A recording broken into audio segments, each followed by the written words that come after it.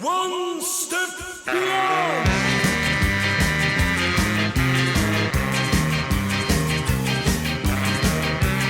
Surrealism spun off Dadaism in 1924, when Dadaist activist André Breton and other sympathetic artists could no longer do Dada because to them it led nowhere, creating havoc. Breton wanted a new art, an art which would move in a constructive direction. Breton then worked towards Surrealism, an art that would use many Dada methods. Surrealism would support the idea that normal and depictive expressions are important and needed.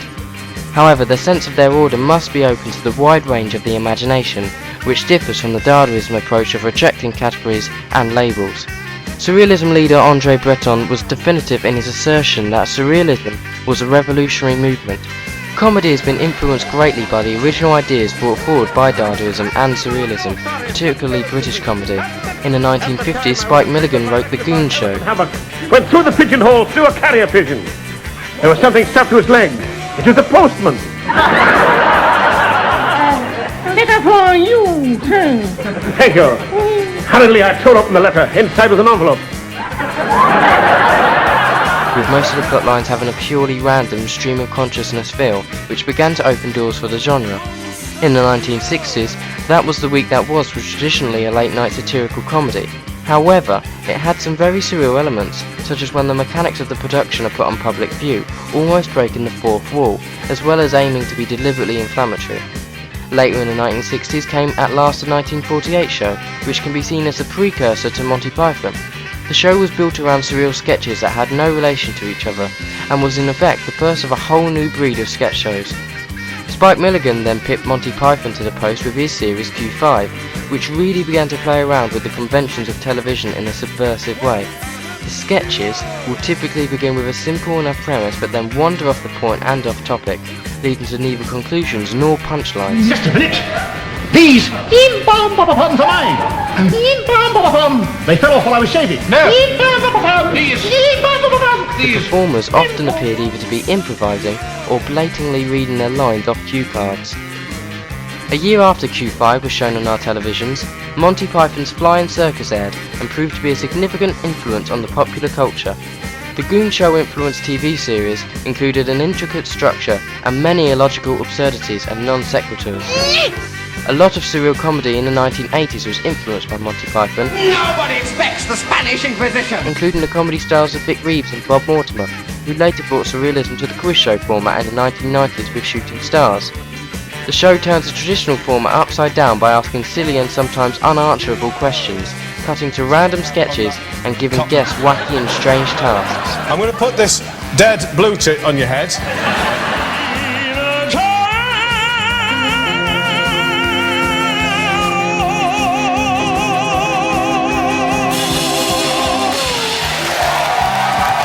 The blue tit fell from his head twice.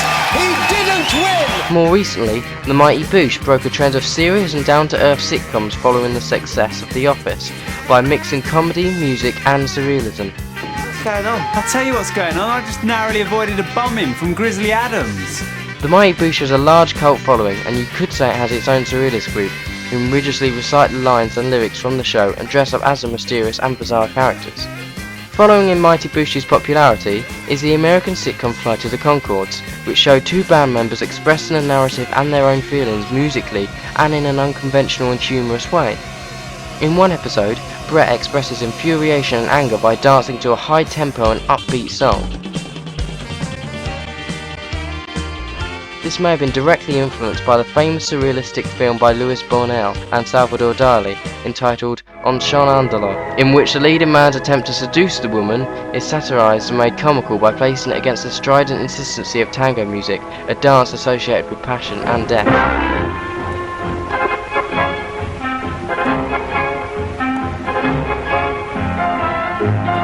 He is widely seen as one of the first surrealistic pieces of art to create laughter deliberately.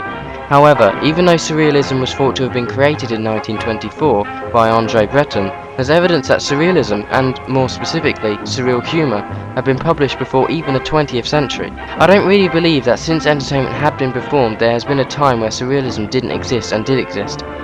Instead of André Breton inventing surrealism, I believe he merely invented the term for it.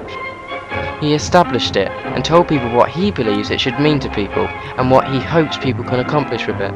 Because of this, it is difficult to directly link more modern comedy with surrealism without it sounding too obvious and vague. If there are links to specific early surrealism, then they're usually either a direct homage to that piece of work or a comical reference / parody of it.